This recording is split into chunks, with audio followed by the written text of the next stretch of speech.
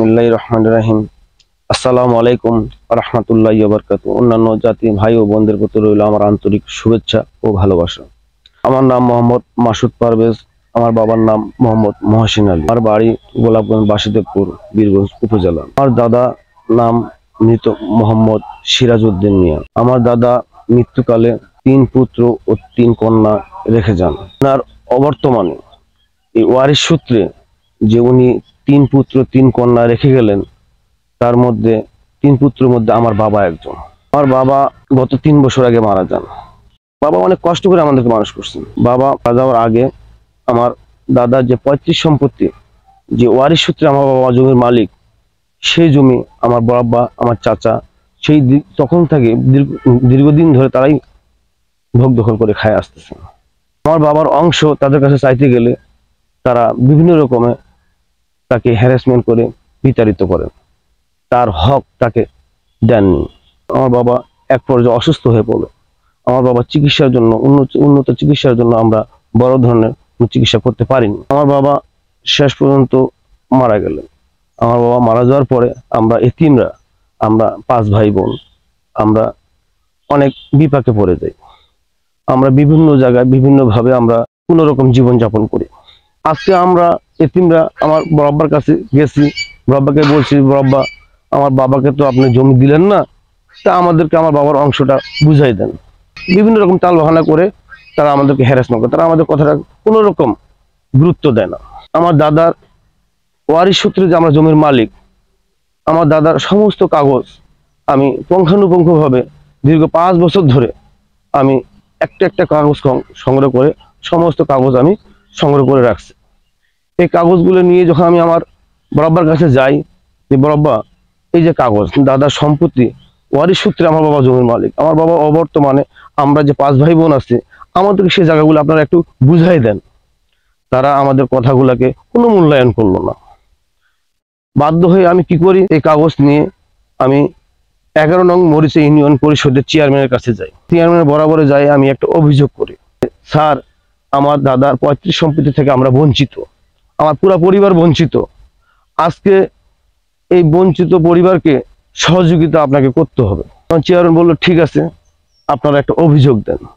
আমি আমার টোটাল দাদার টোটাল সম্পত্তির খতিয়ানগুলো প্রায় 29টা খতিয়ানের জমি, 22 একর 67 শতক জমি, টোটাল সম্পত্তির কাগজ আমি পেশ করি আমি অভিযোগ দায়ের করি। এই অভিযোগে চেয়ারম্যান সাহেব বসার ব্যবস্থা করেন।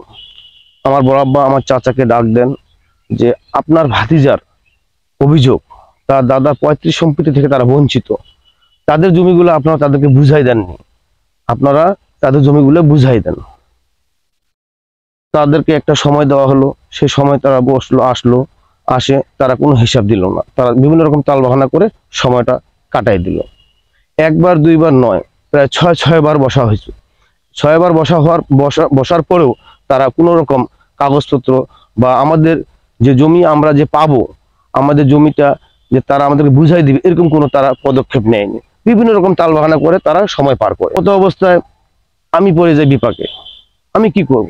আমার দিনে আনি দিনে খাই।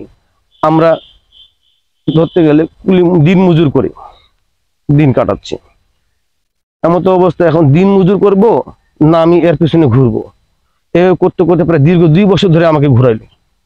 2 বছর ধরে আমাকে কোনো সুরাহা কেউ নিয়ে দিতে পারলো না। শেষে চেয়ারম্যান সাহেবকে আমি বললাম যে স্যার এখন কি করবেন? চেয়ারম্যান সাহেব বলল, ঠিক আছে, আমি তো চেষ্টা তো করছি, 6 বার বসানোর পরও যদি তোমার বড় আব্বা কোনো ডকুমেন্টস দিতে পারলো না, দেখাইতে পারলো না, তাহলে বাধ্য হয়ে এখন তোমাদেরকে ফরওয়ার্ডিং দিতে হবে।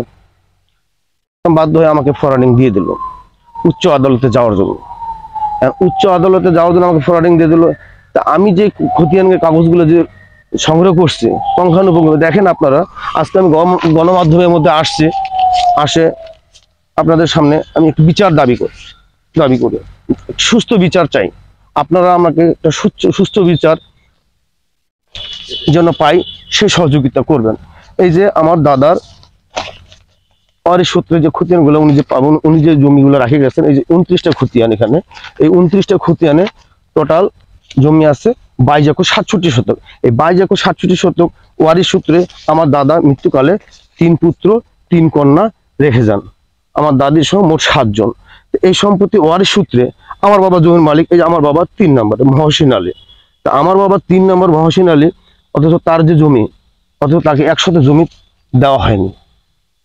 আমি আমার বড় আব্বাকে বলছি যে বড় আব্বা, আমার বাবার অংশ কোথায়? আপনারা সবাই এতগুলো করে জমি নিয়ে আসেন, আমার বাবার অংশ নাই, আমার বাবার অংশটা গেল কোথায়? আপনারা আমাকে আজ পর্যন্ত সেই অংশটা আপনারা আমাকে বুঝাই দিলেন না। আমার বড় আব্বা বলতেছে আমার বাবা নাকি জমি বিক্রি করছে। ঠিক আছে, আপনার কাছে জমি বিক্রি করছে, আপনি জমি দলিল দেখান, কোন কোন দাগে আপনি জমি কিনছেন, কিভাবে কিনছেন।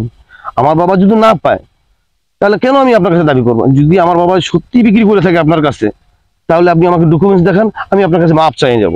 আর যদি না দেখাইতে পারেন, তা আপনার কাছে বিশেষভাবে অনুরোধ, আমরা অনেক কষ্টে জীবনযাপন করতেছি, আমাদের কষ্টে, আমাদের এতিমের মুখ দেখে আপনি আমার হকটা আমাকে দিয়ে দেন, যেন আমরা ডাল ভাত খেয়ে বেঁচে থাকতে পারি আপনার দোয়া ভালোবাসা নিয়ে।